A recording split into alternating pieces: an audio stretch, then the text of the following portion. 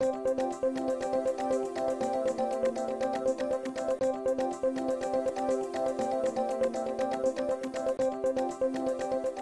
this panel came together really to talk about what are the things we are already doing together, specifically with this state, the state of Louisiana and your country, as well as how can we build on it, or where are other opportunities to do so.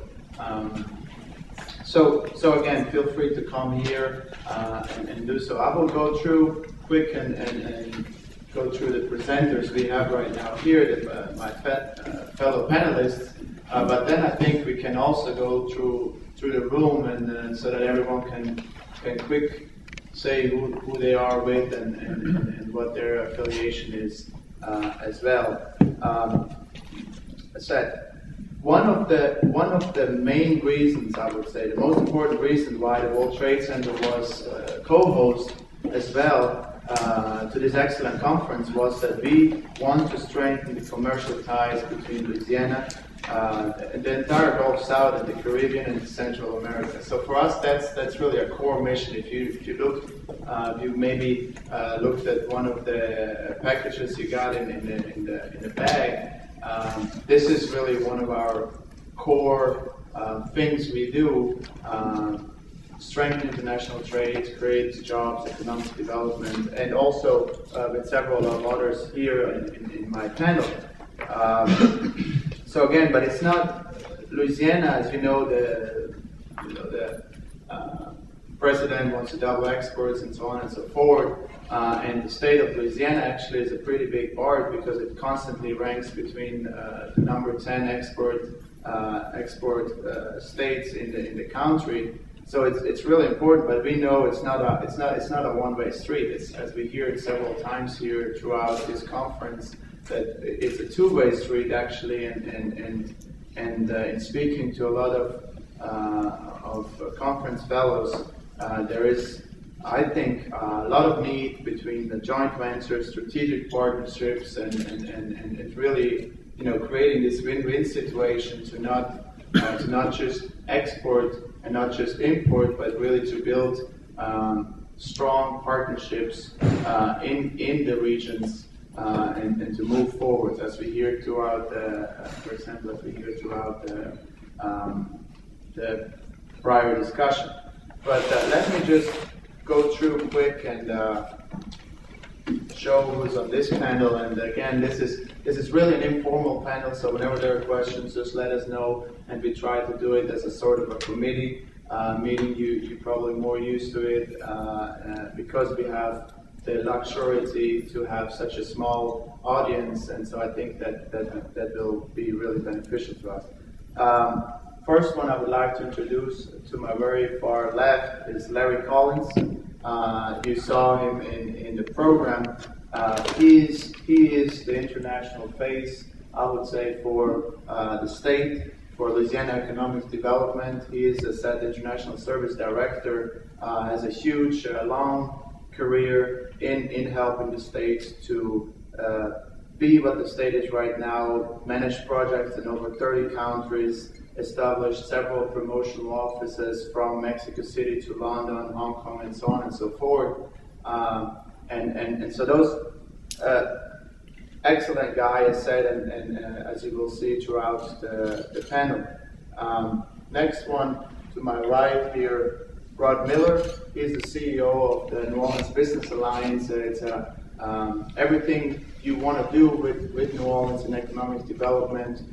This is your man, Harvard Fellow, Fulbright Fellow, studied also at the, I need to have a look, the Institute of Technology and so on and so forth. On his right, Sandra Mortes, he's with SBA. He's here, the regional manager, but he has close ties with Puerto Rico. He just came from there where he was in several functions as well. In the private sector as well as also with the government. And to my left, Bob Wetta, who not just has a business, it's a Dredge Supply, who is in over 40 countries, but he could grow his business extremely well over the couple of years and does a lot of international in the Central Caribbean, but also Latin America, as well as in several other countries all over the world. So that's our side of the panel, but I would like to just pass it out now to each of you to say maybe two words, maybe with who you are with and what we can do on it. David, if you want. David Kearney with the World Trade Center, but that's my night job, keeping an eye on Dominic. The day job is I'm vice president of a local third-party logistics company. We rent warehouse space from the Port of New Orleans and transload cargo from ocean to rail or rail to ocean and provide a distribution function for customers that don't have their own facilities here in Louisiana. And I also manage Seaboard Marine's New Orleans operation. Many of you are familiar with Seaboard Marine. They're one of the largest carriers into Central and South America, as well as the Caribbean region. So that's what I do, and anything related to logistics or transportation, hopefully we can have a good discussion. Hi, I'm John Pennison, Port Manager, Plaquemines Port Harbor and Terminal District. We are the first 100 miles of the Mississippi River that comprises our Port District.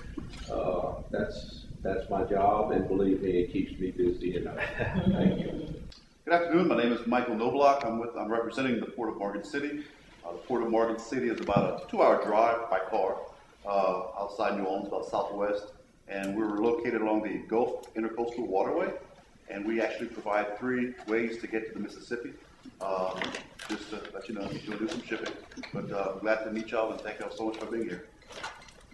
I'm Eric Junker, Americana Marine Service, based in Miami. We're bulk ship operators, bulk and break bulk, operating ships in Central America and Caribbean, carrying grain, fertilizers, and you name it. If it pays, it ships. We tramp pretty much through all the ports. It's been a very enjoyable conference, and one of the good things I heard about was doubling of agricultural products over the next 5 years. That's music to my ears. We'll double our ships, so we're ready. So anyway, thanks for having us here. Kevin Bardales with BMI Shipping. I'm a local freight forwarder and consolidator. This is a second generation company, so we've been out here for a while. Plenty of experience. If you want, you can also say something to represent yourself. Some of it I met already, but if you want to quick say something about what you're here, and so please. Okay, my name is Denelle Smith. I'm with the Tobago House of Assembly of Trinidad and Tobago. Basically, the 3 units in the Tobago House of Assembly, we get together with small entrepreneurs and try to get them to ship overseas, get their products outside of just Trinidad and Tobago. I'm Denise Linfat. I'm representing the Shipping Association of Jamaica. We're employers of labor, and of course everybody I think knows Kingston as a hub for many of the carriers, Caribbean and the US, and also from Asia. Still working on that, and of course everybody knows that we're in a bit of port expansion as well to come. And I'm also here, meaning I'm at my own company, Freight Handlers Limited, and we represent NVOCCs out of the US, for example, Conakry, Panama, Europe, Asia, Central America, South America. We're all over. So. Hi, my name is Okama Brook. I'm advisor to the Ministry of Economic Development in Curacao. We're a 1-year-old country, probably one of the newest in the Caribbean. Thank you. It's a beautiful country. It's a World Heritage Site. Lots of opportunities for investments and opportunities for partnerships. And we're here with a full delegation from Curacao to really see how we can work together with New Orleans and also other partners in in trading, but also in the areas of development cooperation and strengthening strategic partnerships. I'm Darlene Catan. I'm the Executive Director of the Hispanic Chamber of Commerce of Louisiana. And I'm very happy to say I think I've had the pleasure of meeting most of the people at the conference this year. It's been wonderful meeting all of you and getting to know what you do. We've made some excellent connections. And I hope that the conference will come again next year and again and again. Que se repita. And thank you. I'm Maria Conchita Mendez. I'm the Director for Latin America for the Alabama State Port Authority. I wear many hats. One is doing trade development in Latin America, talking to companies, mid-sized companies, and introducing their products into the marketplace in the U.S. And at the same time, I also work with large international firms as to why it makes sense utilizing our port and basically showing them some cost-effective matrix that they could come via Mobile. We are in the same region. I think that there's a lot of things that we have similar, but there's a lot of things that we could share that could be niches for New Orleans as well as Mobile as well as Gulfport. So as a region, I think it's important that we support ourselves. And that's it. Hi, I'm Bob Baker. I'm the president of Baker Sales Incorporated. We are an importer and exporter of steel pipe, not oil field related, and fence supplies, fencing of all sorts, from chain link to cedar boards to ornamental iron. I've been primarily in importing for 30 years. In the last couple of years, due to President Obama and SBA suggested, Bob, you ought to look into exporting. And our economy wasn't doing that good, and I go down to Panama and it is booming. I said, you know, this may be an opportunity. I smell money. So I'm in exporting now, and I'm very happy to be able to attend this conference. One of the things that stood out to me the most was how much in common we here in Louisiana and New Orleans have in common with all of the other South American, Central American island communities. You know, we have the same problems and the same opportunities, but education is primary. You know, we have to, before you can have jobs, you have to have education. And that's one of our problems. Jobs is the problem. But opportunity is there for all of us. And this is a wonderful way to put people together. And I thank you for being here.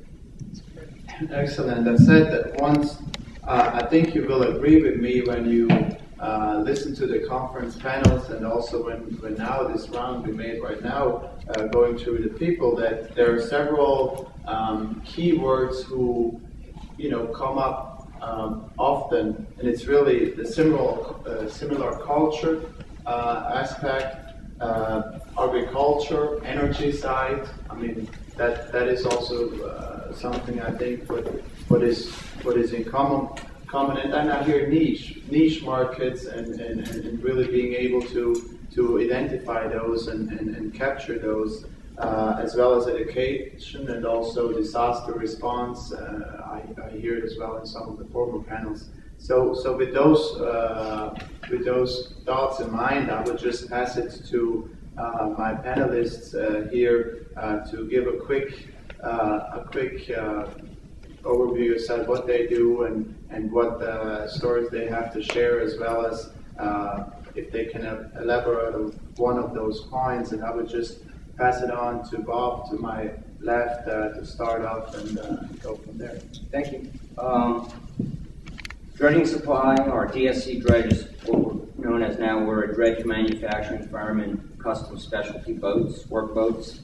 For those that are not very familiar with the dredge, basically it's like a vacuum cleaner for underwater. So we manufacture equipment that is used in port development, port maintenance, environmental projects, mining, We, like Dominic said, we're in over 40 countries. One thing that has led to our success in exporting is partnering with our customers and involving them in projects. Example would be when the equipment that we manufacture is a lot of it's flotation barges, and we can transfer technology to our customers and let them do local fabrication of smaller components or components that really we don't give away technology on it, and it involves everyone in the process, and that's been one of our keys to success is partnering with our customers. And it's not just we're selling, we're actually helping both economies at the same time. Well, good afternoon. First of all, I am amazed that as many people are in this room as I'm looking at it. I'm going to have to confess, too, that I'm going to have to pay Dominic a bet because I told him that I didn't think there would be 5 people here at 2:15 on a Friday afternoon. So thank you for your support, for those of you who are local, and for your interest for those of you who have foregone other fun things to do in the city right now. I will take just a couple of minutes right now to talk about the state of Louisiana, what our philosophy is, what we do, so that you as guests to Louisiana will have a feel for who we are and what we are. And for those of you who are business people from Louisiana, there's a couple of nuggets in here that might be good for you. And for those of you in the economic development field and reporting world, you can certainly broadcast some of these things.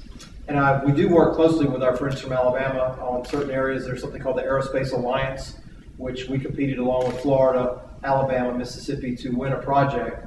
And so we're delighted that you're here. I was with Win Hallett Tuesday this week, and so we do a lot of things with our friends in the region. We're not just looking at the borders.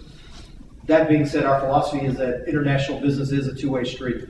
If something's going to be brought in to the United States, we want it to come in through the Gulf of Mexico. We don't want it to come in through the western seaboard or through the East Coast. We want it to come through our ports. And so we work together, with all of the folks that you see around here and on this panel to win as many projects and as much freight as we can. Exporting is simple. Our legislators understand exporting and how that's good. Importing is good too. It creates as many jobs because people have to handle that stuff and send it into the hinterlands of the U.S. How do we do these things from a state perspective? One of the things we do is we look for opportunities like this to help bring talks and conferences to Louisiana to raise the awareness of the opportunities around the world. We put together trade missions to other parts of the world, and you'll see those in Dominic's and the World Trade Center newsletter. Dominic and his team do a great job of being the voice of international trade for the state. We advocate on behalf of Louisiana companies. If you're in competition with a project, with somebody else, we're happy to stand up beside you to write letters on your behalf to say that we know that that Baker Sales has been in business for umpteen years. Mr. Baker's daughter used to work for us as an intern a long time ago, back when my hair had color to it. Yeah, it's got color. That's right. Like one of the ladies in our church says, it's clear hair, Mr. Larry. But you have them. And then that's true. And then we also work with our partners around the state to recruit companies who are coming from other parts of the world. Louisiana's home to about $40 billion with a B dollars worth of international investment. We love international companies to locate in Louisiana. And so what we do is we try to create a soft landing for those companies. We act as a concierge to help find profitable and fun places for them to do business. And we're pretty good at that. We have some overseas offices. So we have offices in Latin America, in Asia, and in Europe that we can use and deploy those resources on behalf of Louisiana companies. And for any company that locates here, once you're here, you're a Louisiana company. We treat you like family when you own and operate a business here. The last thing that I really want to talk about, before I pass the microphone, is that we are in possession of some grant money for Louisiana companies to help them sell their products and services overseas. The SBA and our friend from SBA is going to talk about this in a minute, have made available some monies. We've got about $500,000 worth of funds to be made available in the next 8 to 10 months for small businesses that meet the SBA criteria to promote their businesses around the world. And essentially, if you think of this as a scholarship fund, and I'm going to have some handouts. I think I may have enough handouts, despite my confidence in who's going to be here, to spend on translating your website, on equipping a trade show booth in another locale if you're going to participate in a trade show, to do anything. And if you make the case that this is something that's important to help grow your business internationally, we're going to reimburse companies for each company will have a scholarship of probably about between $5,000 and $8,000 to go do their marketing. We want to help about 100 companies from Louisiana. So I'm happy to talk to any of you about that afterwards. And we're looking forward. And again, thank you for just being here today.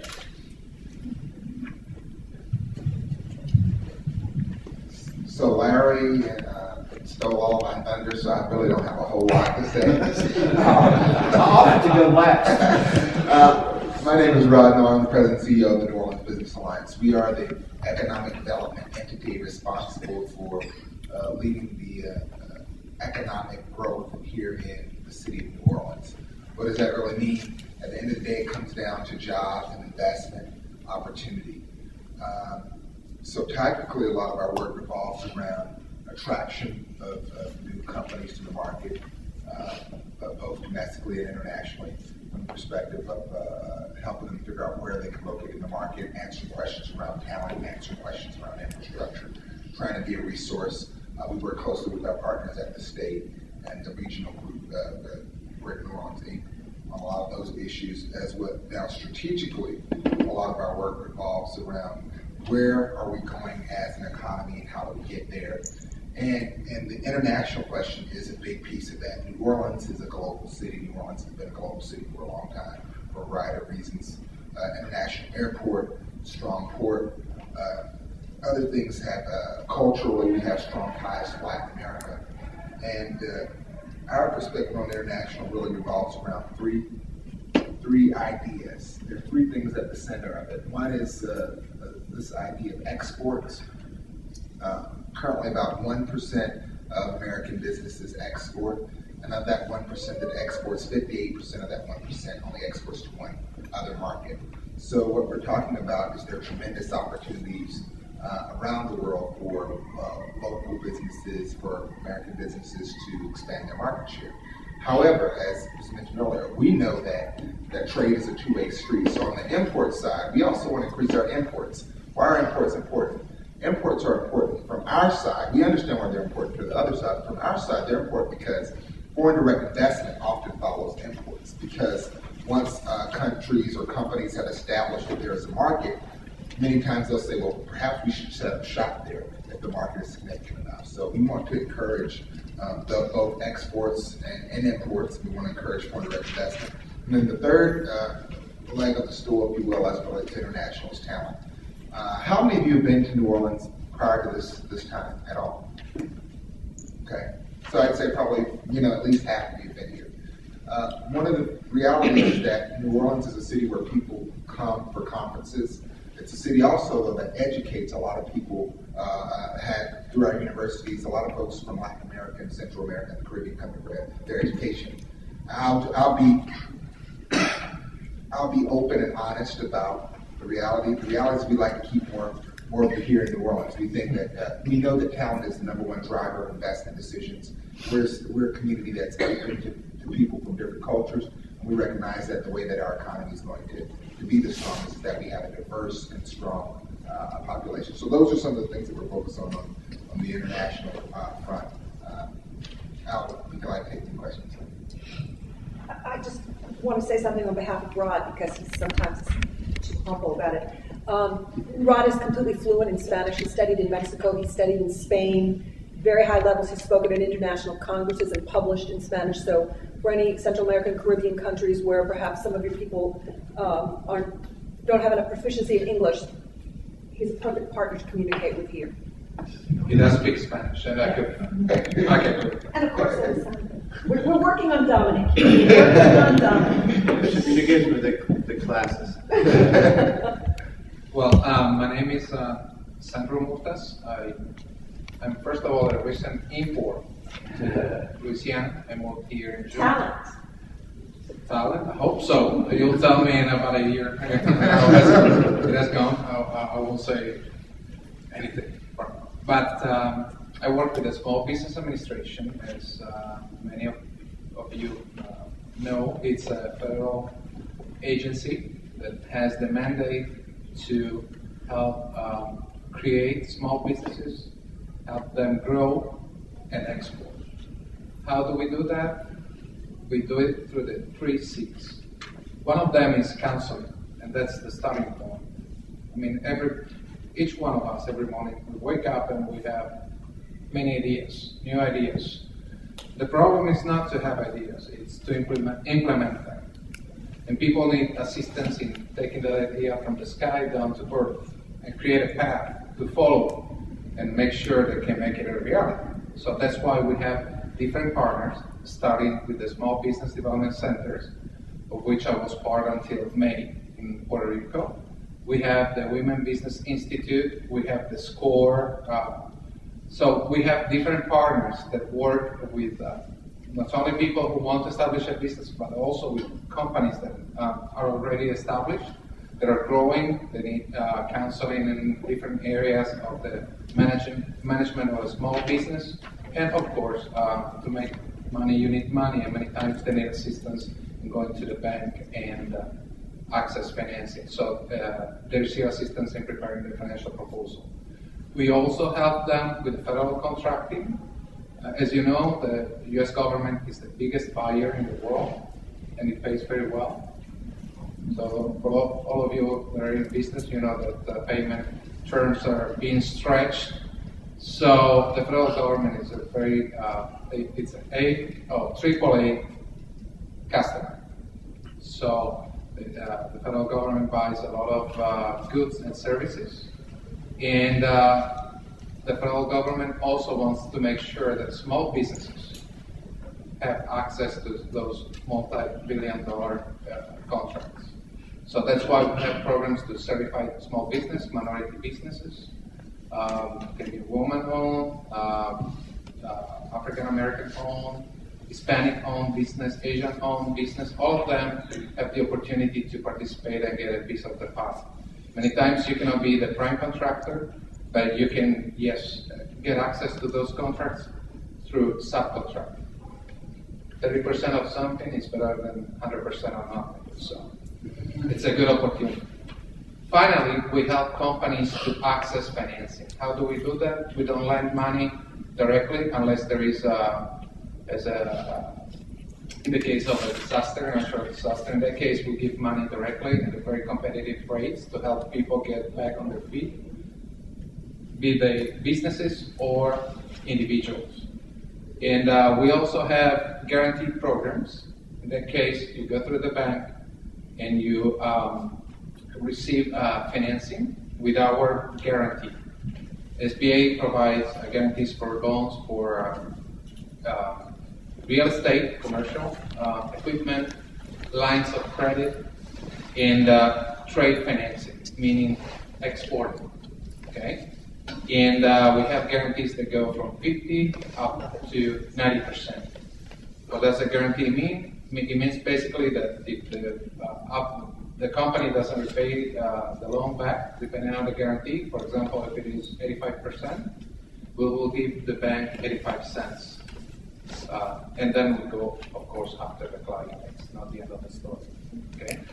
So we want always to have some skin in the game, as they say. And going back to my experience why I'm here, I used to work with a Small Business Development Center. And at the International Trade Center, we did a lot of work with companies, not only through counseling, but also taking them to the next step.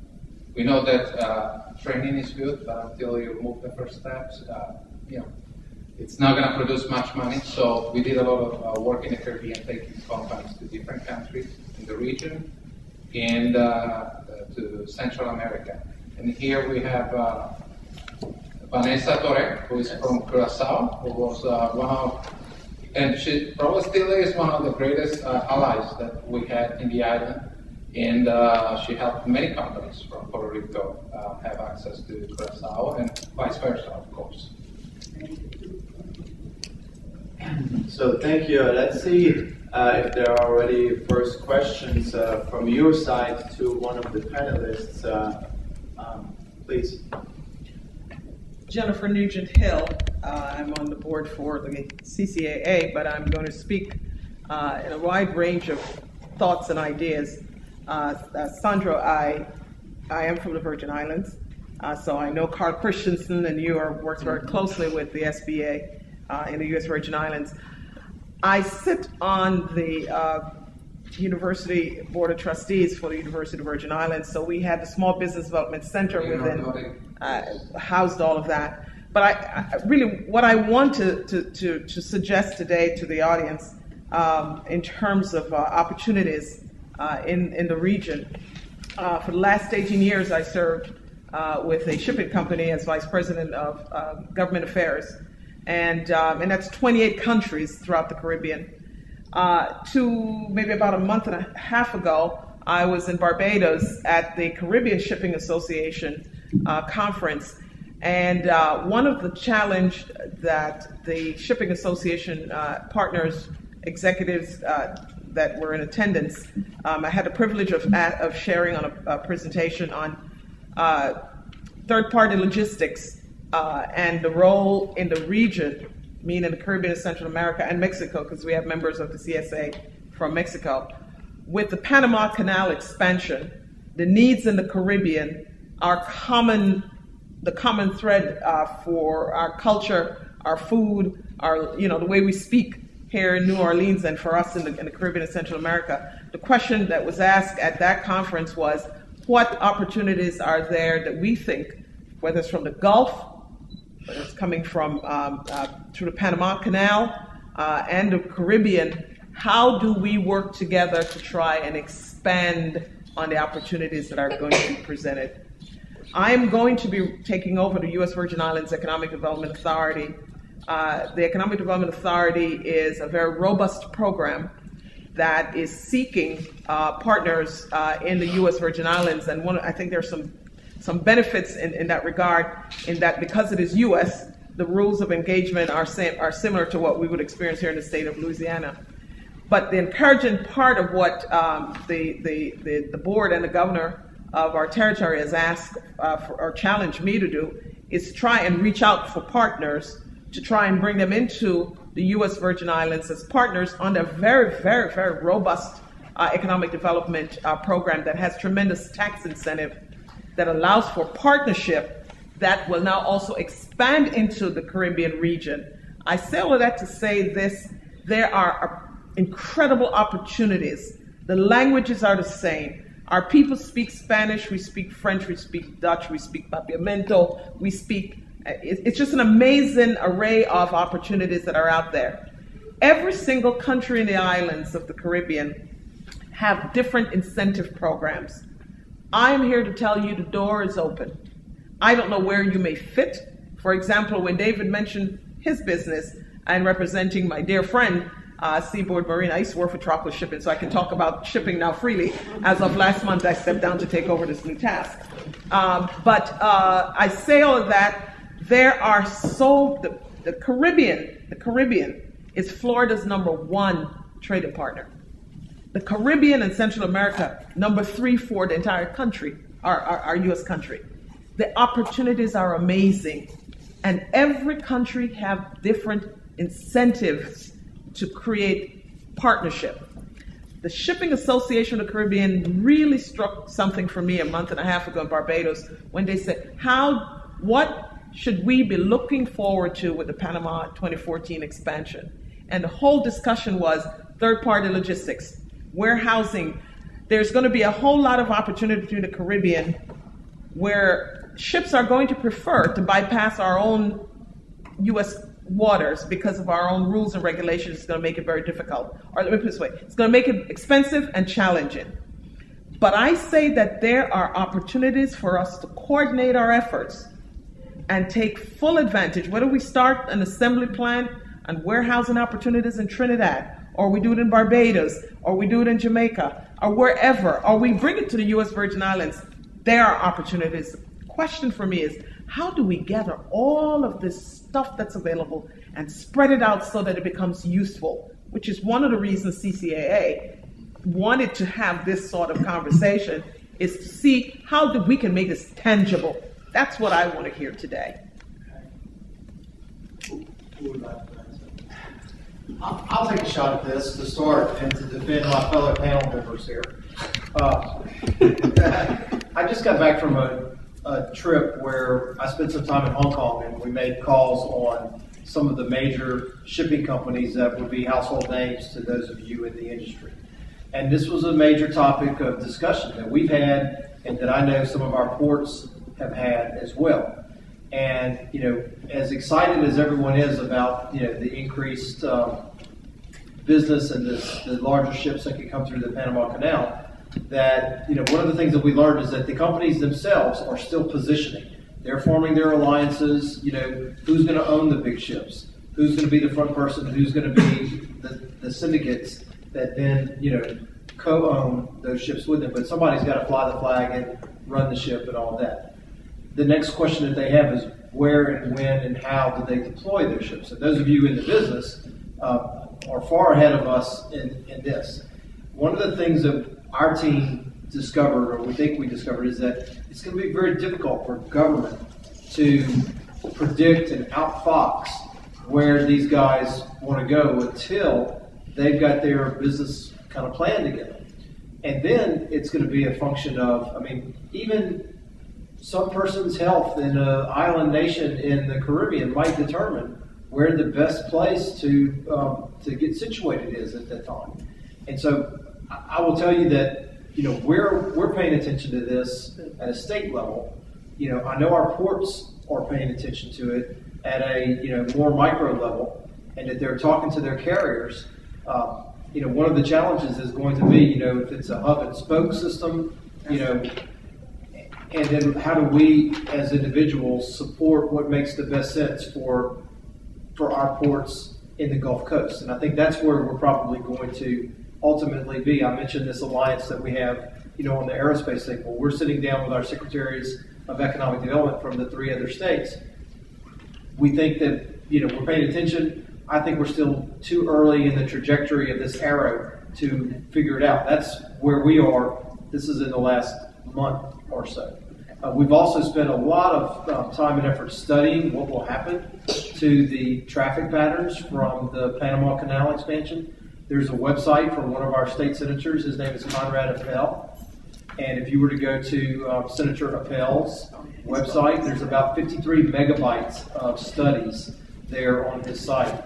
And there are studies that, you know, that we and others have paid lots of good money for, A.T. Kearney, Booz Allen, to talk about what's going to happen to the trade patterns in the Gulf of Mexico in the post-Panama Canal widening. So I don't know if any of my panel members want to amplify or add to that.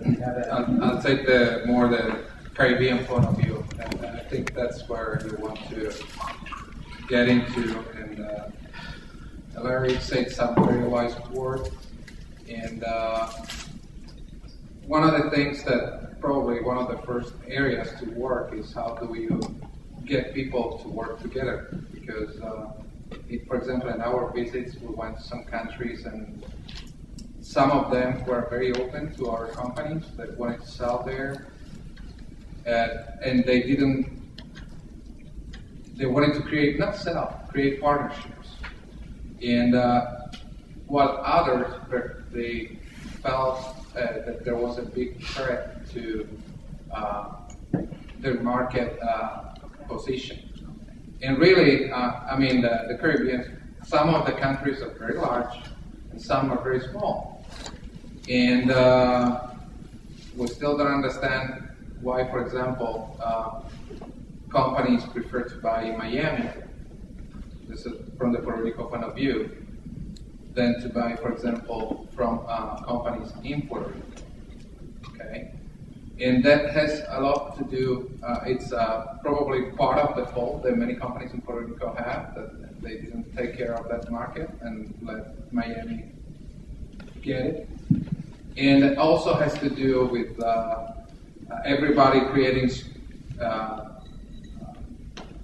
figurative small islands, and instead of seeing each other as partners, like you mentioned, create joint ventures like the twin plants that Puerto Rico had with the Dominican Republic still has, and working together instead of seeing each other as competitors. There are some issues like Diageo and all that, but that's big money, so it's not much we can do with that. But there are opportunities, and I think that's the first step would be how can we create commercial relationship and having not only the governments are good to give, to set the direction, but if you don't have this business community working together, there's not much you can achieve. Could you speak to the dimension of that question on trade finance and credit in the region? In terms of credit and trade, I mean, there are, in the Caribbean, even though, it doesn't look like, there are excellent companies there that have multinational operations. And of course, money is always a challenge, but in general, it's not the biggest obstacle. The biggest obstacle is finding the business opportunities. So you have, for example, access to multilateral organizations like the Inter-American Development Bank that can finance ventures in those countries. You have some of the islands are financial centers, international financial centers. So the money has already been created. It's out there. It's the good ideas that you need to attract.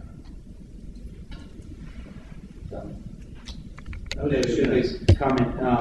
Great question, and I think those of us in the third-party logistics business might see some of these opportunities before they reach the government level or even the economic development level at the state or local.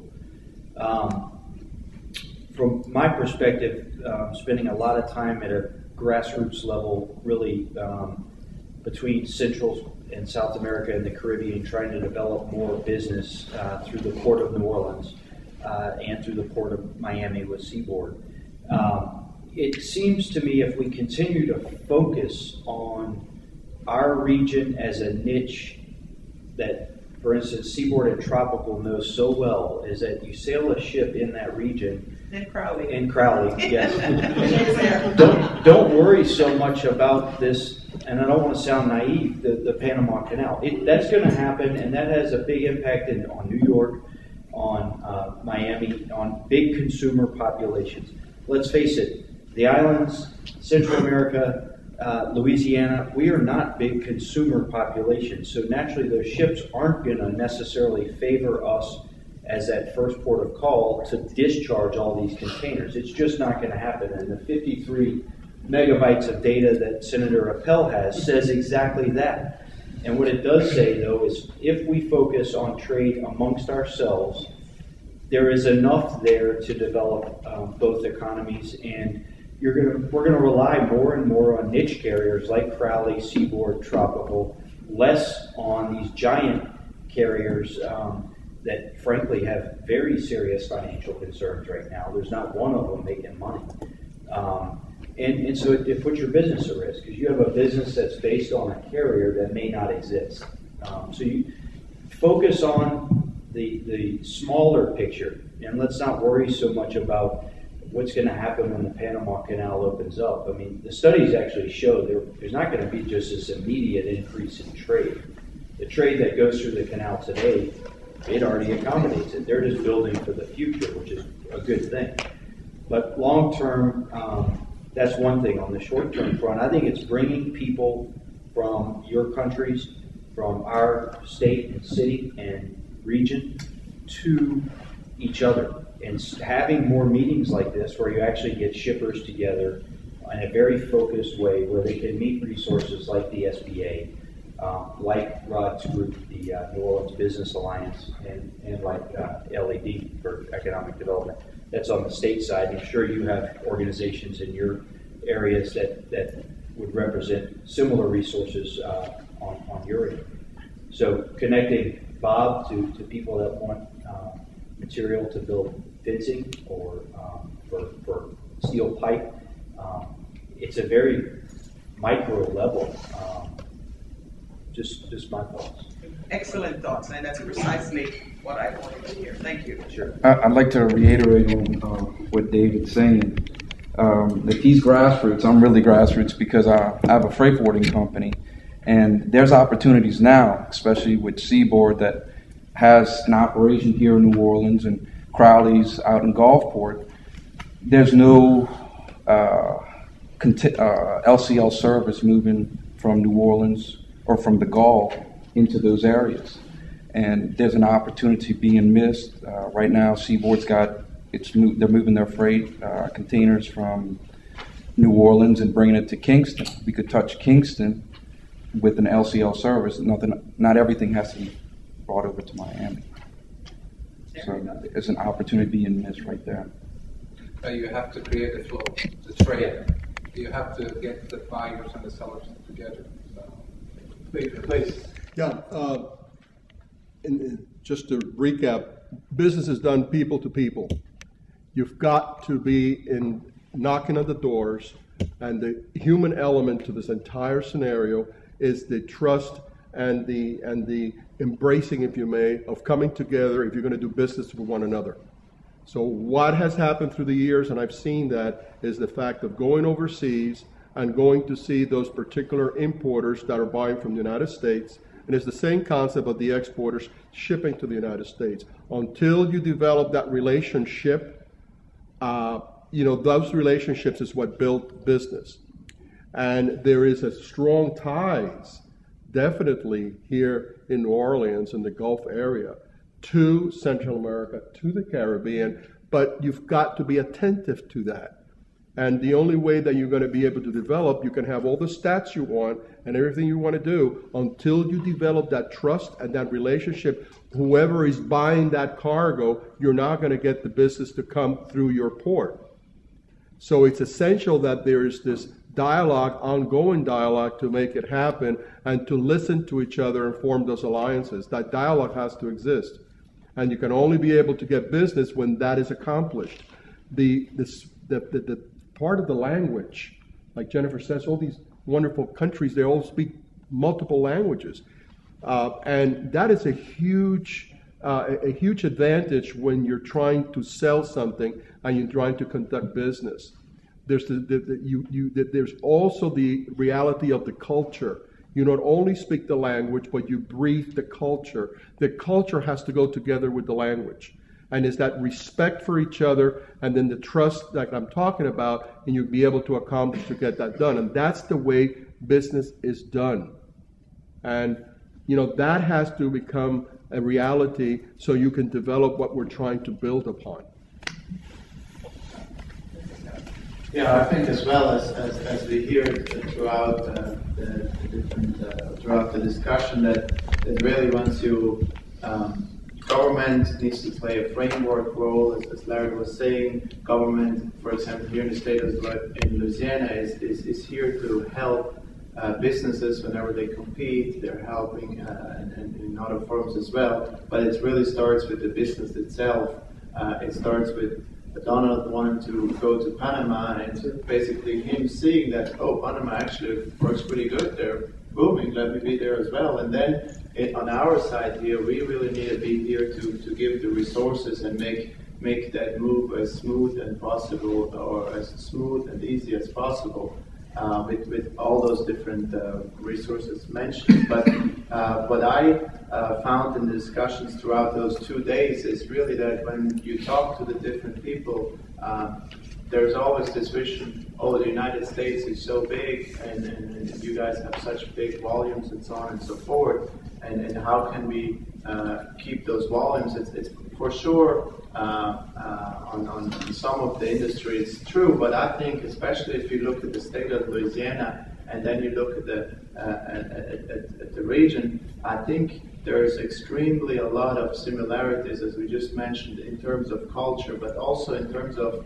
similar problems and similar things. We try to find solutions, or we discuss and we see how we do. And a similar one I want to mention to you is, for example, is when we get together at the agriculture, we have an agricultural committee at the World Trade Center, and there was also the discussion about the commissioner, the chancellor of the biggest university here, and so on and so forth, to combine data, because everyone says, for example, something different, and we as a state want to make sure to give the same message to the people, as well as I think Central Caribbean needs to give the same message as well out there. So I think there's not just on a business to business, but also on a governmental side. I think there in events like this, they help a lot to really drive forward and to really come together and come closer together. And this coming closer together really makes the trust, because again, once I know with who I'm talking to, and once I know,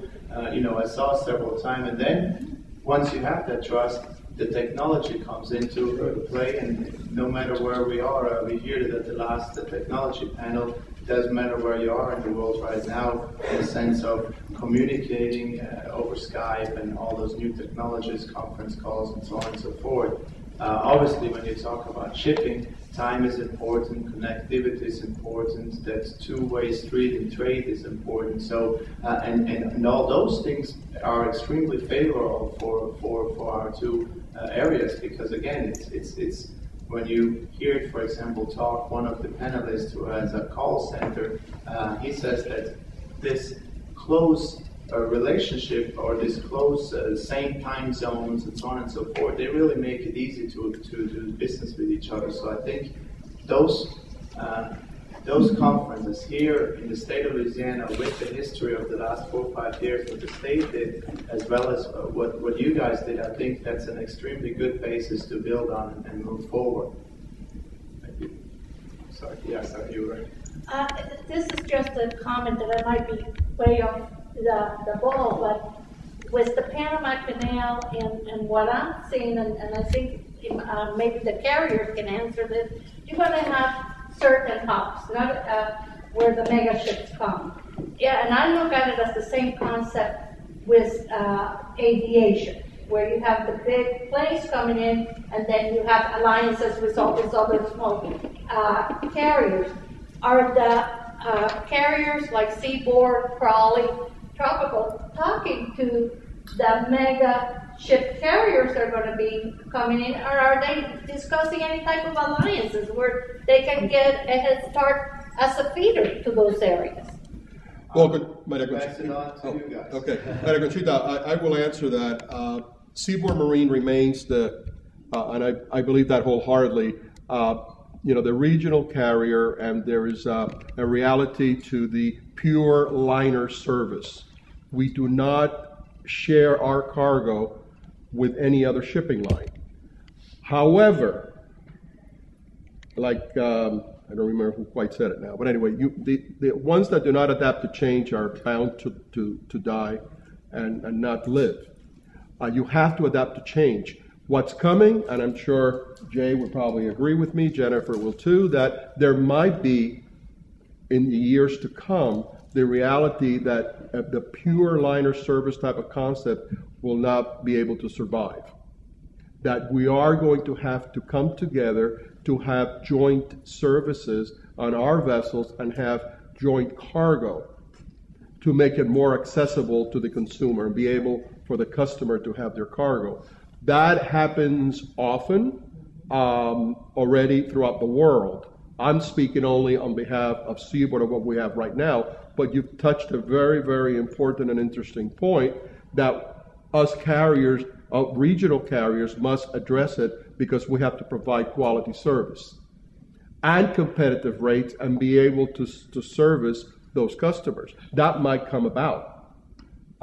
It's going to be interesting, though, how that develops as the Panama Canal opens up, as to the reality of, remember that Central America and the Caribbean as well, from this area and from Miami, I have to include Miami in this, it's basically a ferry service. You 2.5 days, you're in Central America. I mean, it's like airplane service, and customers are used to that. They get upset when there's like 4-hour delay in getting the container there. But you know why? Because they're used to that quality of service between all the carriers and being able to provide that. Now, it's a matter also of economics. Are you going to be able to maintain that quality of service on a regular basis to those customers, because that there's a price to that? Maybe you won't get it in 4 hours. Maybe you'll get it in 2 days. But that might be the future. But those are my thoughts, because we live and breathe on a daily basis, and it's going to be interesting as to how we adapt to that change so we're able to survive. I'm gonna let Jay respond, and then I'll come in as the old-time carrier. There we go. Okay. First of all, I agree with it, and it's not as simple as it sounds, because when you begin to share vessels and that sort of thing, you get into some other things which are very difficult to resolve, and that is, if one part of that vessel is charging X and somebody else is charging X plus 1, or those kind of things, then you get into real rate comparisons, you get into price wars quite often, and you also get into the point where you really have difficulty in talking with each other, because you have to avoid antitrust situations as well. So it becomes more complicated to just say, okay, I'll give you some space and you'll give me some space. The value-added part, I think, is extraordinarily important. And this becomes a question of what does the customer want? And I'm thinking specifically in the perishable, in the textiles. It used to be in the textiles, okay, look, I need it this week. And then it was, I need it this day. Mm-hmm. And now it's, I need it today. And so basically you've raised your service to a level which you then share amongst all the commodities. But there's a real cost in doing that. And I think one of the concerns, as the mega carriers come in, they're always going to have a cheaper way to do it, simply because when you've got a 14,000 TEU vessel, you have completely different economics. And it's something the trade will have to determine, and ultimately the trade will. How much is price as compared to service worth to them? And then there's a saying in the maritime industry that high tides raise all ships, and low tariffs lower all ships. Yeah. And we need to see where we're going to be, and it's a question of being flexible. And as the old tropical shipping person, not speaking for tropical today, but I'm sure they won't mind, I would say that ditto. Tropical shipping as and I want to respond it in terms of the less than container load service providers, and knowing the region and the small islands and the small and medium-sized businesses and what they're looking for and how they're going to expect the same level of service, and whether it comes on a 1,400 TEU ship or it comes on a 900 TEU vessel. I'm sorry, I'm using shipping terms. 900 20-foot equivalent containers off of a vessel coming into Central America or the Caribbean. To me, the need is going to always be there for how do I get my LCL cargo, my less than container load cargo? How do I get, which freight forwarder is available with the best service to collect what comes into the Gulf or comes into New Orleans and can bundle it and get it to me in the Caribbean today? So the opportunities are there, because we have become accustomed in the Caribbean and Central America, as both Jay and Joe just said, to get the cargo now. Businesses today, and because of technology, I can tell you the Caribbean is no less than what we used to call traditionally first world. Technology is making everyone want it today. The just-in-time inventory. So really what I want to just say to close out the whole conversation about shipping, unless other folks have questions, or transportation, is just to say that I know that what the 2014 opportunities, and I served as Vice President of Florida Maritime Council for 5 years, and looking at what the opportunities were for the state of Florida and their 14 deepwater port. And I used to tell them, if you don't get it together, Savannah is going to become where it all goes to. And people, I don't believe those, what we used to call the legacy carriers, the big guys, are necessarily going to want to move their vessels with all those massive amount of containers. They're going to want to drop them somewhere. So the opportunity for transshipment, for being transshipment hub, and that's where I still feel the third-party logistics opportunities exist for growth opportunities, partnered with the Caribbean and Central America and those freight forwarders that exist in the islands. I want to just ask, if I might, just one more thing, please. I don't mean to dominate, Dominique, but I want to say that there are opportunities. I started to say about the U.S. Virgin Islands and the Economic Development Authority. And Roderick, you mentioned something that I think is an opportunity for us as the U.S. side of the Caribbean to discuss opportunities. You've got an alliance that focuses on providing opportunities for businesses here. There are state-level programs, there are community organizations. I want to say that I would love to partner and to see how we can take businesses from New Orleans to partner with us in the U.S. Virgin Islands under our economic development programs. Their incentive for bringing businesses into the territory, both St. Thomas and St. Croix, we've got a tremendous, robust program. I look forward to having that dialogue. But I also want to say that the governor of the Virgin Islands has indicated that as we develop these opportunities for U.S. companies to come into the territory, participating in our economic development incentive programs, our idea is that because we are in the Caribbean, that we want to partner with other Caribbean businesses. When I think of Grace Kennedy out of Jamaica, that today is traded and is traded very well. When I think of the Goddard's group out of Barbados, that today is one of the largest providers and purveyors of food service. Jim knows he used to be the sales rep in charge down there in the Caribbean. When I think of Lasco, which is now today the largest provider of dried milk products and other food services throughout the Caribbean and Central America, they're in Jamaica and they're being traded.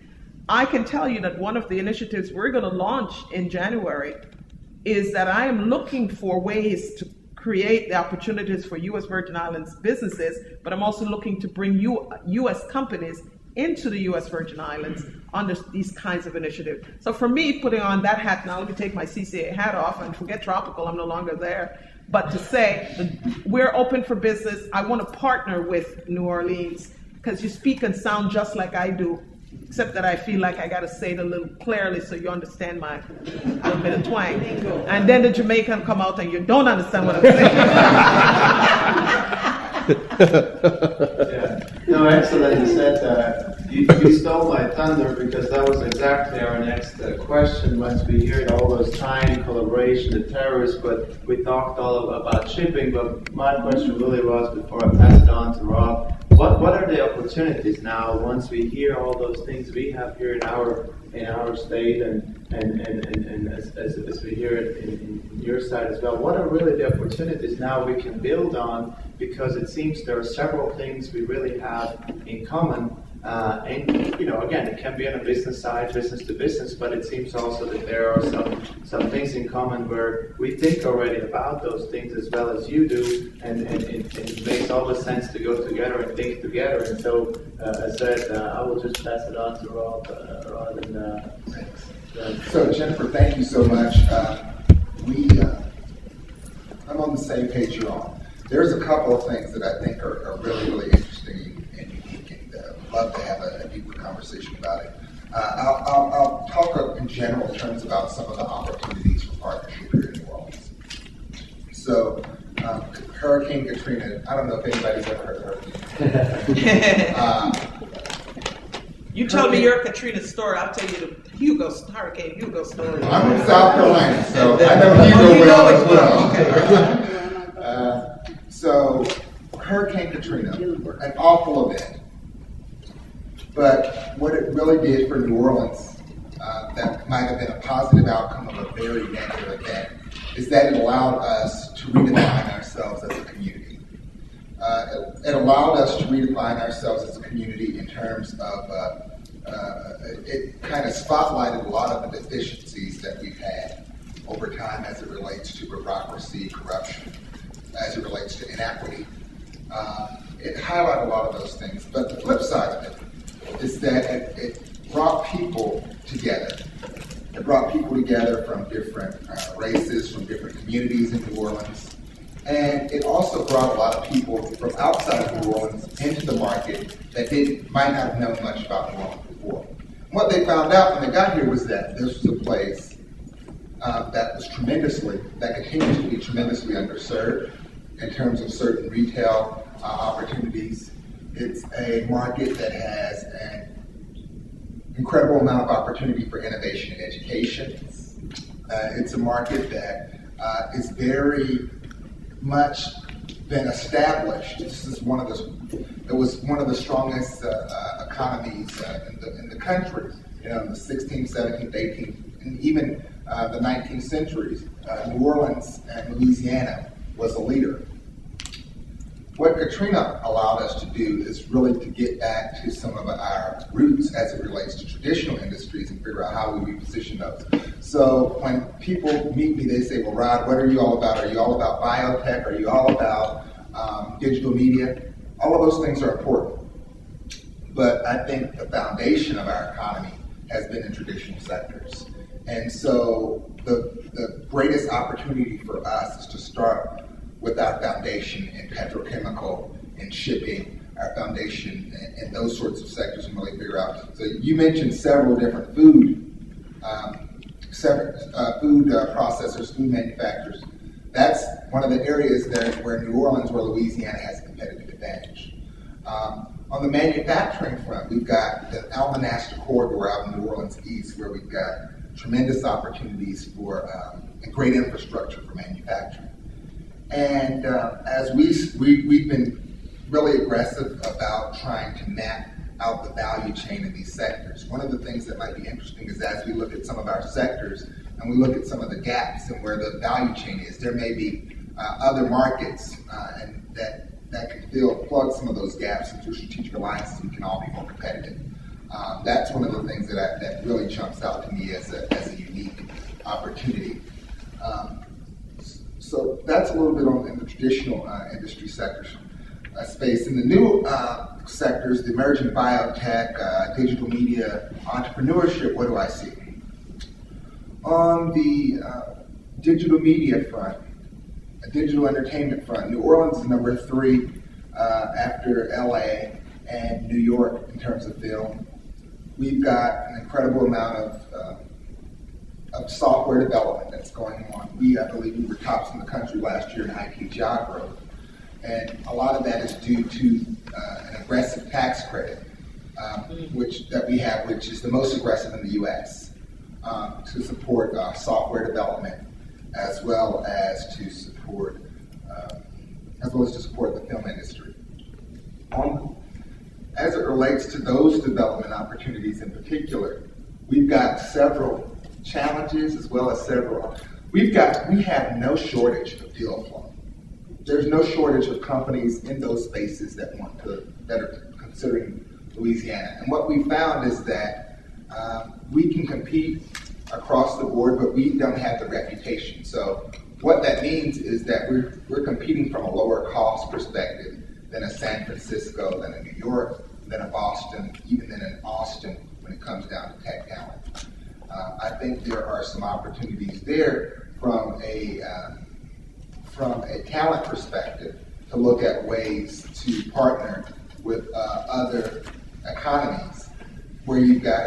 I know quite a bit about the University of Virgin Islands, so I know UVI has some very strong programs that might create opportunities and synergies as well as we look at how we work with our universities here. So there are a variety of things I think we can explore in depth. Great. And I think we're all the experts here in the transportation industry. They have confirmed that there is Mr. Brickman yesterday was commenting on that. There is the transportation infrastructure to reach the Caribbean, right? Might not be the cheapest, but it's there. Now, Rob was talking about the areas of Roderick. Sorry. It's talking about the areas of opportunity, but again, how do we go from the macro to the micro? That's the point. How can we create mechanisms that can allow, for example, companies from the BI importers to consider New Orleans or the region as a potential source of products and services. That's the key question. I mean, we took 2 years ago, exactly 2 years ago, we took 27 companies to the BI, to St. Thomas from Puerto Rico. And we saw an enormous amount of opportunities to serve the hotel industry, the engineering services for the water and the electrical authority, and so forth. But how do we create those relationships in which we can establish a continuous communication? I'll tell you. Talk to me now. Right, and you also, I think you also have, Larry mentioned it at the beginning. There is the STEP program that is available, the State Export and Trade Promotion funds that are being given to each state and territory. Yes. Virgin Islands got $500,000, so a pretty good amount of money, and that can be used to work with those companies there and prepare them to explore opportunities. But again, the opportunities are there, the infrastructure to move goods and services is there, but how do we bring people together? That's the key question. It can be some type of an initiative, but again, it cannot, even though I work for the government, it's good on paper, but how do we execute on that? Because again, as the colleagues say, business is based on relationship. You do business with people you trust. There's one other point that I just want to mention. So specific opportunities here in New Orleans for businesses that aren't necessarily here.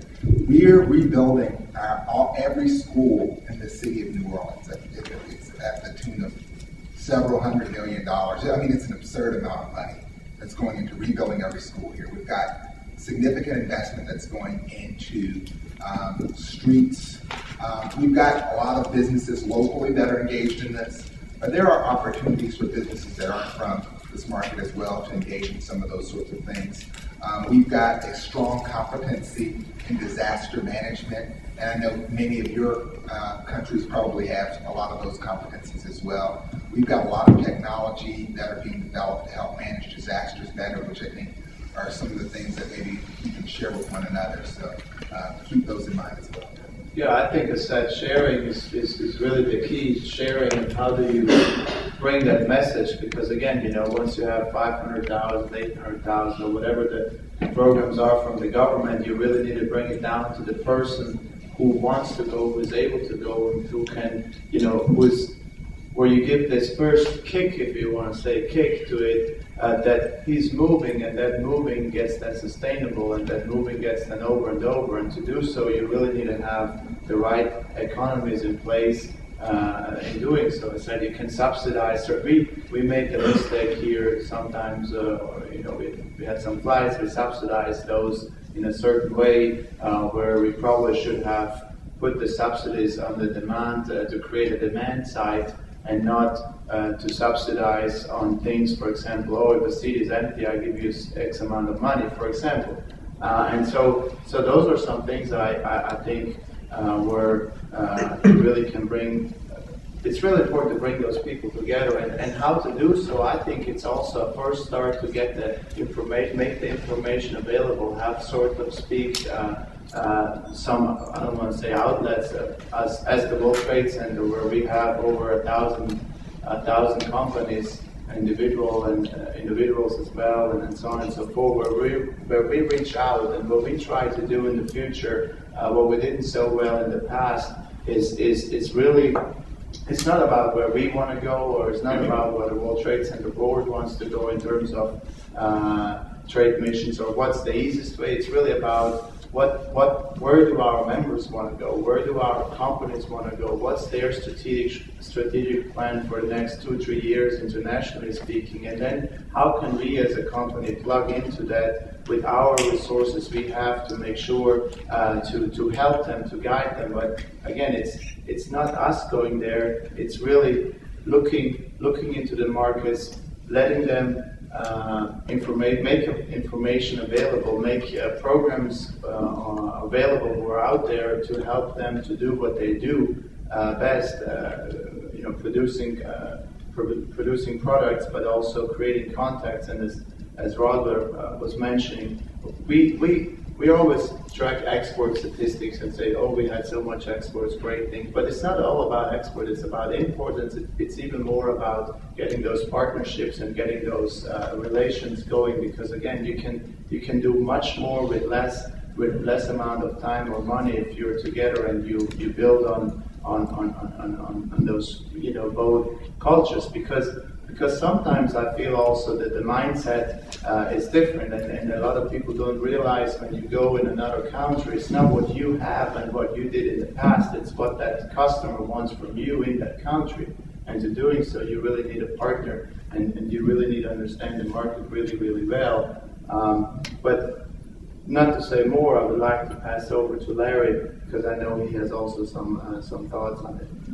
Just briefly, and it goes for our friends in the Virgin Islands, our friends in Jamaica, and we're in Curacao.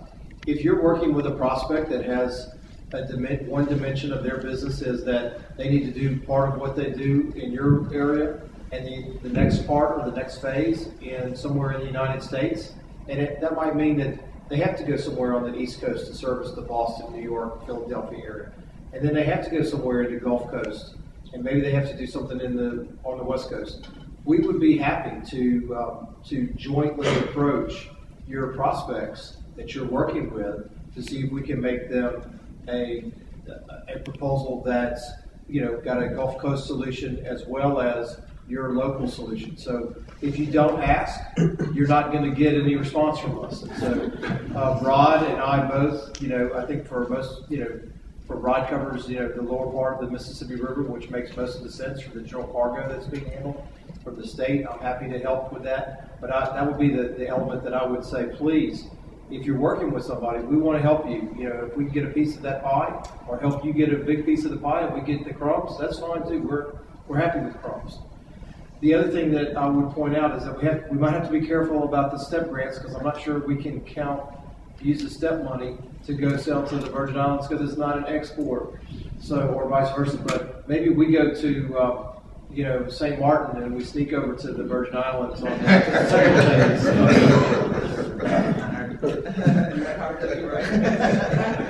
Dominic, I'd like to give a little testimonial. I've been associated with the World Trade Center for many, many years. In the beginning, I was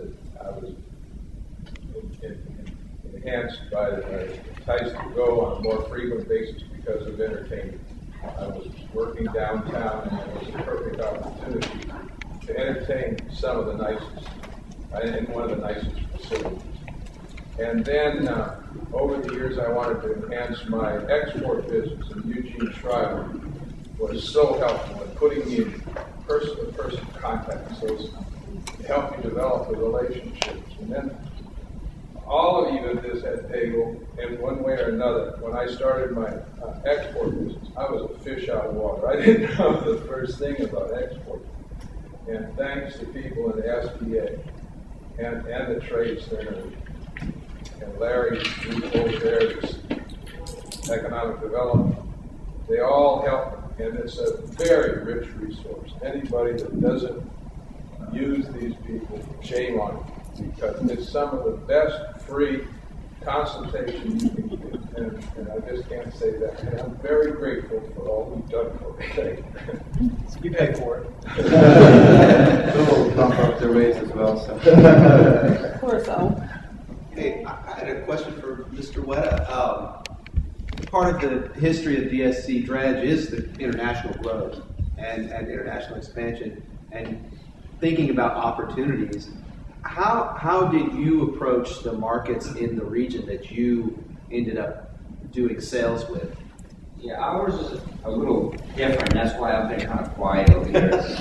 Our product is typically takes 8 to 12 months to manufacture. It's a one-time shot, so it's not like I'm using the same shipper and I'm not shipping 100 of these a day. It's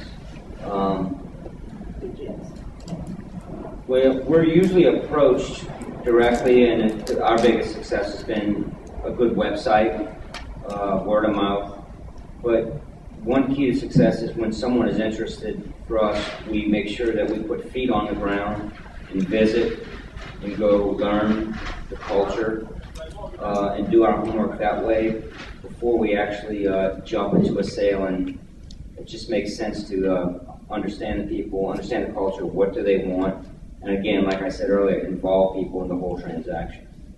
And you have service parts to the business as well as correct. The thing. So yeah, we'll go out and we'll service, we'll sell the equipment, then we'll send crews to assemble and training. Because another big thing is this isn't just something you drop in the water and drive. There's a lot of moving parts. It's a mining piece of equipment, so the training is a big aspect. And again, once you do that, then you're helping local cultures grow. And we don't operate the equipment. We train people to use the equipment. My new friend from Curacao. That's good. I was before Katrina. I was very much aware of New Orleans, and that was because I had very, very interesting friends when we were living in Sri Lanka. And every year, they used to organize the Mardi Gras. That was like the biggest cultural event that really put New Orleans in the space of Sri Lanka. And I've been following it, and I see now in Curacao, with the carnival and the culture of the people and the cuisine, the music, I just see a lot of opportunities for both import and export partnerships here. And I was wondering how we could, start to talk about that, because it's really something that we want to come back. We're talking with our minister, and that we'd like to come back and see where there could be entry points for this. So I just wanted to hear from you, from an economic development perspective. What are the angles to start looking at in this area?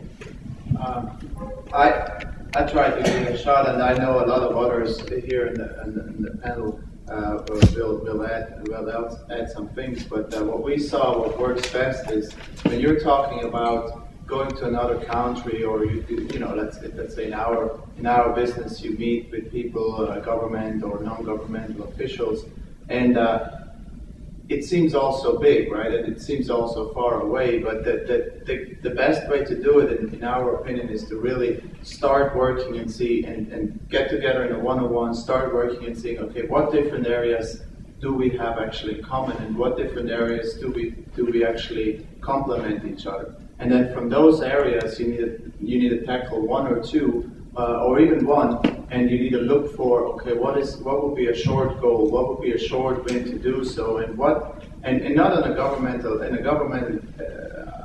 area you can do this well, but really we try to do it on a business to business one, because again, you want to start the first transactions, the first moving in a certain area, and then from there you can expand. Because what we saw is once you do try to 3, 4, 5, it may get diluted, it may get lost. So it's better to have one, have a win, make sure you're also marketing it in the right way, that you can show your constituencies and your fellows that, look, we're going now there, we're trying this out, this is the results out of it, to really create that demand for future things to come. So that was my comment. But Larry, you want or Okama, right? Okama. Now, did you say that Mardi Gras specifically is what the interest is? One of. Okay. Given that we have also Carnival. Right. And the reason I ask is that we have a cadre, a group of companies here in New Orleans and in the region. that have gone to China, for instance, and Shanghai, and taught people there, communities, how to put on a Mardi Gras parade. I mean, this is a business for them.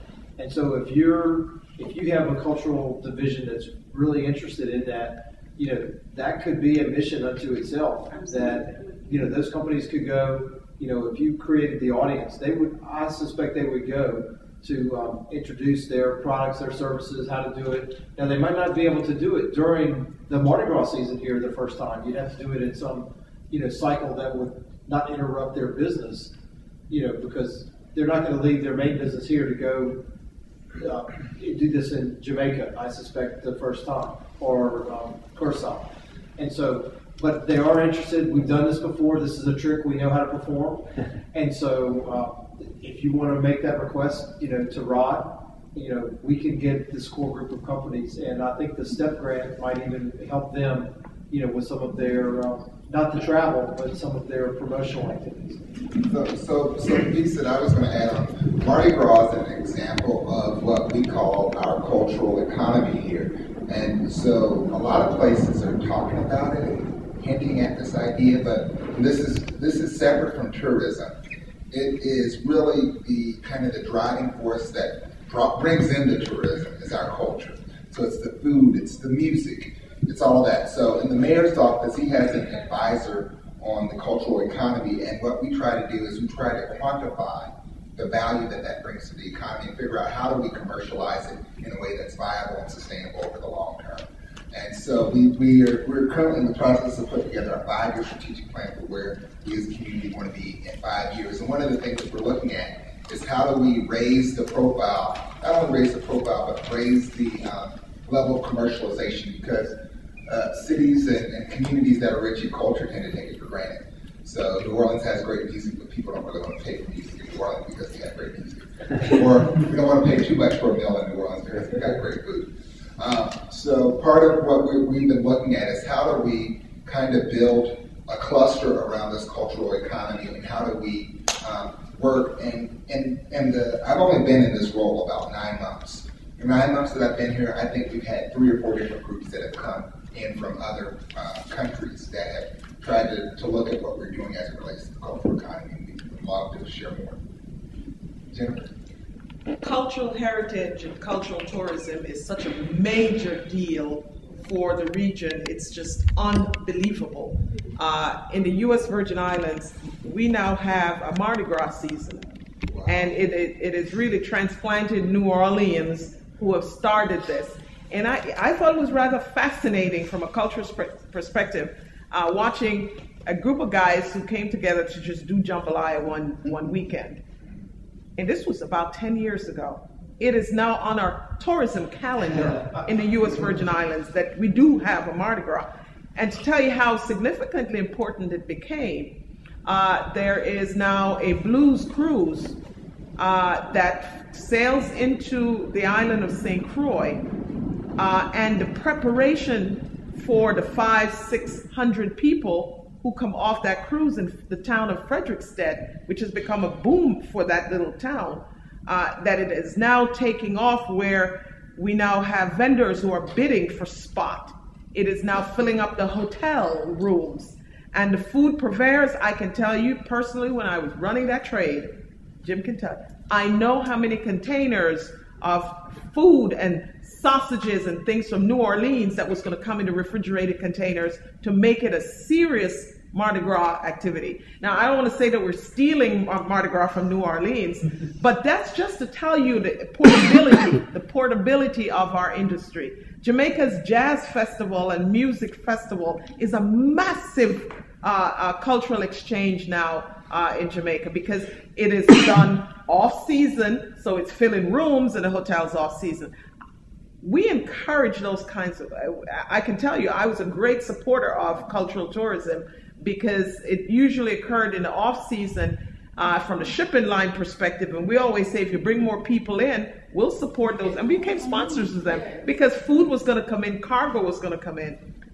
So the whole conversation about cultural exchange, and I'm telling you, New Orleans is the Caribbean for us, you know, because of the commonality of our music and our food and so forth. So, I think that question really has tremendous opportunity and implications. I keep saying those people from Curacao are smart people, for the last couple of days, I'm listening to these Curacaoans. How do I say it? That's how I say it? Oh my God, y'all are too smart. Y'all are just sitting there taking all of this. Probably people are going to leave the conference and think that all we do here is party. But it's, I wanted to add a few points, I believe that in the Caribbean there are many opportunities. Yes. And if we look at from the Louisiana side, Larry can tell us a little bit more about all the small businesses that are here, manufacturers that provide products and services to the oil and gas industry. Many times those same products and services could be used, for example, to be sold to the port authorities around the islands, and probably there are good opportunities to form joint ventures, for example, with local distributors or local service providers there. And so how can we, and this I will leave to Larry and Rob, how can we create those relationships or those mechanisms to make sure that both companies have those opportunities. Again, my last visit to St. Thomas was in March, and I went there for a seminar. And I had the opportunity to, for example, to meet one of the participants in the seminar was a young guy in his 30s. They started a microbrewery, and they were already planning on exporting their. Everybody told them when they started that it wasn't going to. Okay? Now they have plans to sell their products in the States. It's not just making a product and see if we can sell it. It's what do they need, what do they want, what they're looking for, and how do we take advantage of that. And thinking about for friends from the Caribbean, the diaspora represent a large market for ethnic products, and it's a way to maintain those relationships between the Caribbean communities in the States and the people who are in the Caribbean. I think one of the practical issues to keep in mind here is that most U.S. and Louisiana companies travel to the Caribbean for business is pretty unheard of, unless you're in the shipping or in the maritime and you have a reason to go to Jamaica or to the Caymans or something such as that. And so consequently, I think that it's going to be very difficult. You won't see too many trade missions that the state of Louisiana organizes to the Caribbean. I love the Caribbean personally, but the connotation, what would happen in the press is that it would look like we were taking people on vacation. For us too. And I'm trying to just be pragmatic. New Orleans has the same problem. Yeah, so it's coming to New Orleans is the same problem. And so what I'm trying to say is that I think that it's going to be more important for you as the leaders in your communities and your countries when you get back to tell your people and to tell your businesses that the people in Louisiana are willing to work. You've got to get on their radar screen, our radar screen somehow or another, and vice versa. Our people have to get on your people's radar screen. But I don't think you're going to see a tremendous proactive marketing program coming from any of our ports or from our communities. The city of New Orleans, has a couple of sister city relationships that might work. But I think we have to work a little extra hard and a little more stealth-like, if you will, because of the perception of what it's like for us to do business in the Caribbean or to market in the Caribbean. Now, that being said, we will help every company that comes to us that says, if Bob comes and says, hey, we think there's great opportunity in Haiti or Dominica or Curacao, we're going to help him. But I think that we, as the professionals, are going to have to work a little extra hard to make those connections. And without forgetting all the private sector organizations, which are key. We as a government, we can facilitate, but who has the last word is the private sector, the company. So that's why it's key to involve all these, the chambers of commerce, the World Trade Center, the Manufacturer Association, the Small Business Associations. All of those organizations are key. Otherwise, I mean, we are preaching to the choir.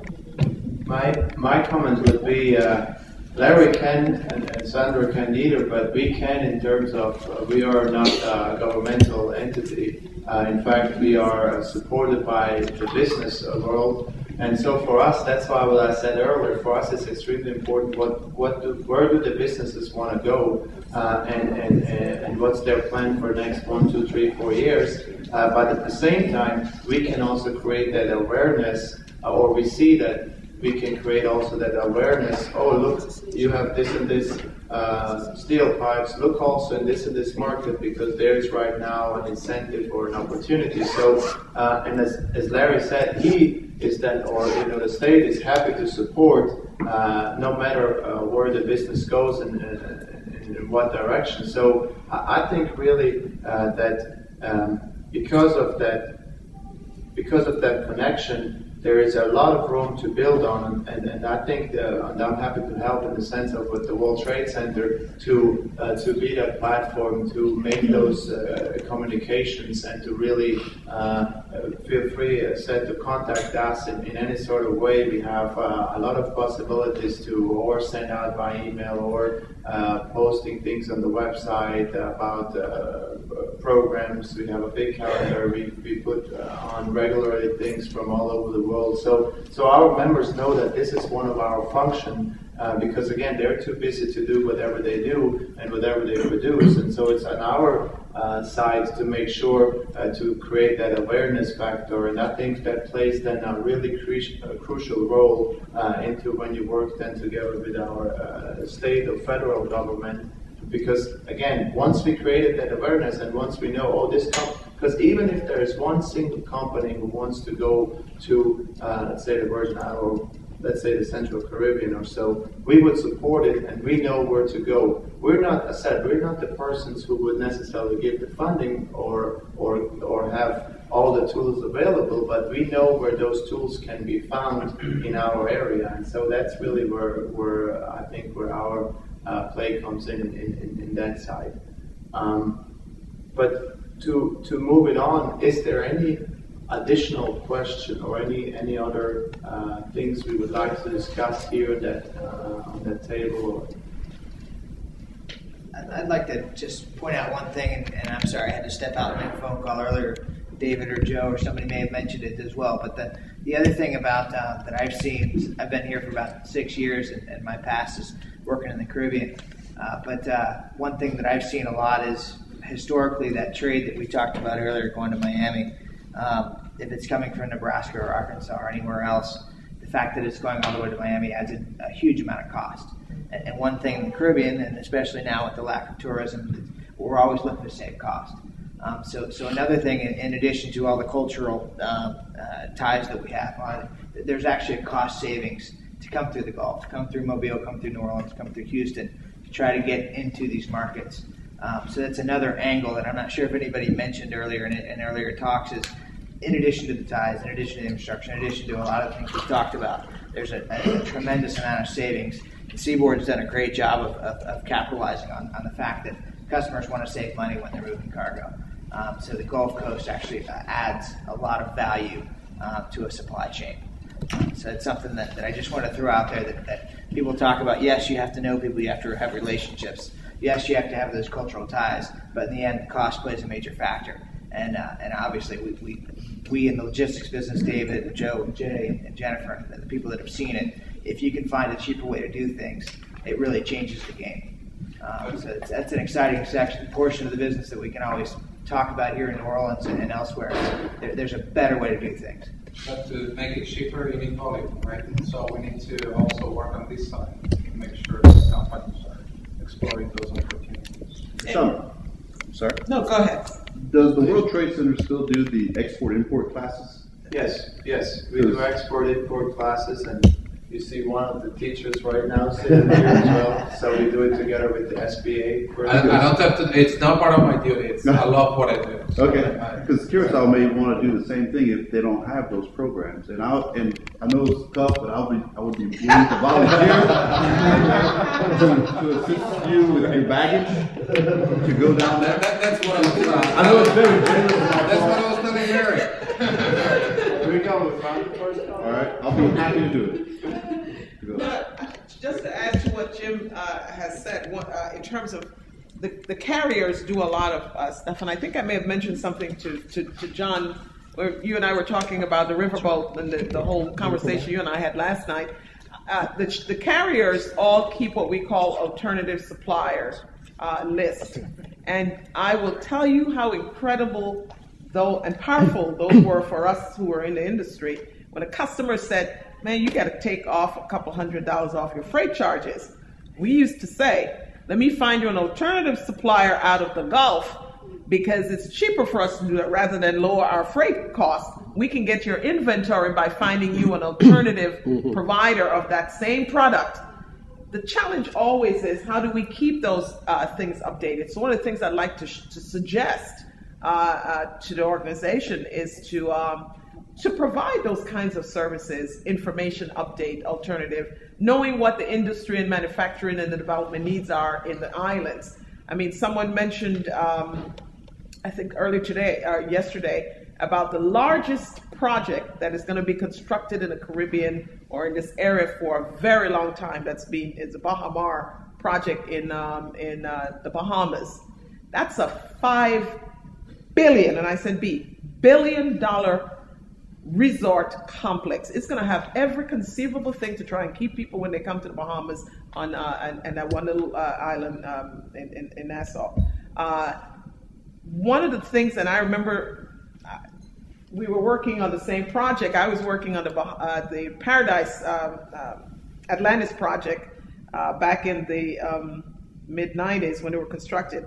And one of the things that was part of the challenge was finding the developers alternative suppliers outside of Miami, even though it was closer to get it, but they, finding alternative suppliers to be a part of that project and to remain engaged in the whole process. The Caribbean looks for that as well. I can tell you in the U.S. Virgin Islands, again, the Hess Oil Refinery, or Havensa as we call it, the PDVSA, you know where they recruit their talent from? Right here in New Orleans. I can tell you when there's going to be some maintenance project on the refinery in St. Croix at the Havensa. I see and I listen to the accents because I used to travel a lot. I would hear all the accents say, "You're from the Gulf, aren't you? In New Orleans, man, how long are you going to be down in the islands? I'm there for 6 weeks. You're working on a cat cracker plant down at the refinery." It is unbelievable what is there. When Havensa is going to do a maintenance on the refinery, they ramp up the need for their supplies and of course they have their suppliers all over the country. But inevitably, I can tell you, when I was in the sales side of the shipping business, I would start to know how to start planning for the end of the year numbers and where I'm going to tell them to get their alternative suppliers from. And so if you can do that by creating and understanding the demands in the Caribbean and Central America, and know where the growth factors are. The whole idea of dredging, I can tell you that there are lots of ports that that are thinking about doing their reconstruction projects and infrastructure. In the British Virgin Islands, which is across the waters from the U.S. Virgin Islands, from St. Thomas and St. John, there are massive intent that the government has announced in terms of its own infrastructure development. In the island of St. Martin today has become the greatest competitor, and I don't know where you've done business in the Caribbean, because I think you mentioned that you've done some work in the Caribbean. But there's so many things that are available, and I would want to say from the shipping side that if there are alternative supplier lists and it is provided to the carriers, believe you me, we sell that to our customers. Rather than lower our freight, because we've got our built-in costs, we can find a cheaper way of getting you that same material from, say, New Orleans. I'm just curious, so where have you done business in the Caribbean? BVI. Oh. We've done some work there. With the Port Authority or the Morris? Private. Private? Yeah. Okay. done a lot more in Central America. In the Caribbean, in Haiti. Okay. I still consider parts of South America and the Caribbean when you talk about like Cartagena. Yes, of course. So we've done business there. Puerto Rico. Okay. Probably a bunch more I'm forgetting. Okay. So it's, yeah, we're. And I mean, how did you discover these places? I mean, how did you know they were work that provision? We're real lucky about it. I just think we've had a successful business and a good reputation, and most of it is, I call it dumb luck. They found us. Yeah. Yeah. But they call and we go, and I think that's a key to success is you show interest and you involve. If I may, imagine if you would have gone to them. What would have done that to your business? And that's the key, that element of reaching out at the same time that they're coming to you because of your fine reputation, but you will double, triple, quadruple your business if you then go and extend out and reach out. I can tell you it happens. I've seen it so many times. Right in Colombia, I mean, Colombia really started with a trade mission there. Yes. We went there first, and they had a lot of media press there when we were there.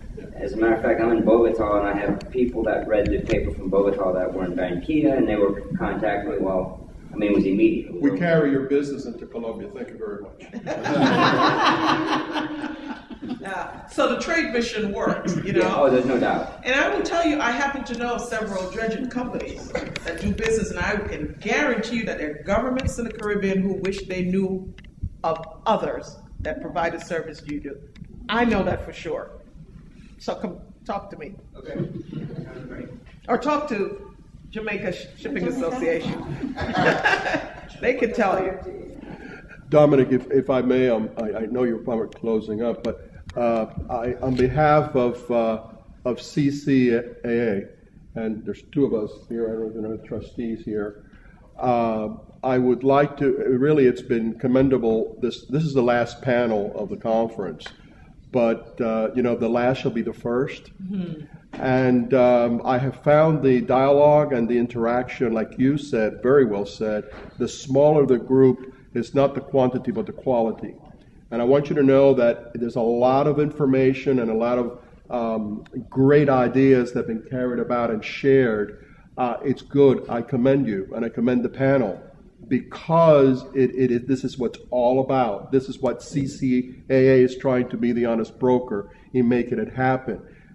We are going to make a business plan like we discussed when we're discussing. We are going to gather all that information and make it happen. Now, this is going to be another part to that wonderful puzzle to make it work, and then have a specific plan of action and gradual reports as to how we're getting there.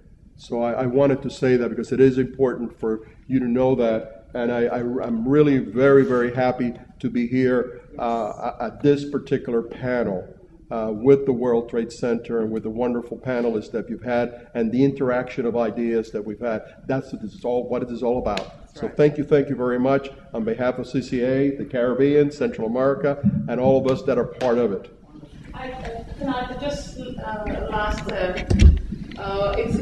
It's an open question, something that I'm a volunteer, and I hope we can take it up, because that is. I'm packing my bags. Right now. Go straight to the airport. Right after this. No, really, I worked for the United Nations Volunteer Program for a long time, and I know one of the greatest way of technical assistance, sharing of talents amongst South-South cooperators is through volunteers. We have a need in Curacao in a number of sectors for expertise. So one of the things that we would be asking you is, do you have a list of people in these areas? For example, we have an asphalt lake in Curacao. We've been oil refining, and it supported our economy, but now we have this lake that it's an environmental disaster. So we would like, somebody with experience in, assessing that, possibly how we can, even dredge it. What is? Yeah, exactly. But the starting point is if we could identify, maybe have a tool, a pool of people, a roster of people, if it's in the environment area, in disaster risk management, in trade, investment. We on our side can also put together a list because we have a lot of talent that New Orleans could use as well. So we call it talent exporting. And that is something that I would like us to start looking at. We identify what our needs are, and then if you could share a list with us, we would also put a list together of what we could share. Now that we've been here, we see what the opportunities are, and start that as one area of direct cooperation. Great idea. Love it. Everybody wants a card, though. No, coming to I wanted to take the opportunity, since you're board members, I've been coming to the conference since '96. Skipped some years.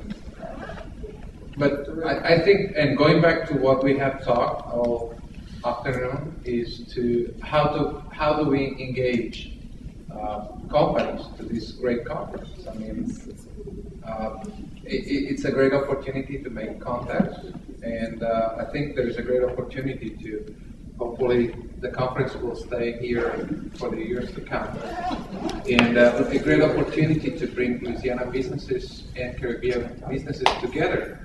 So I would suggest that even if you do it small scale, next year, see if you can really make an effort to bring companies, and maybe all of us all together here, we can work to create some kind of a matchmaking. I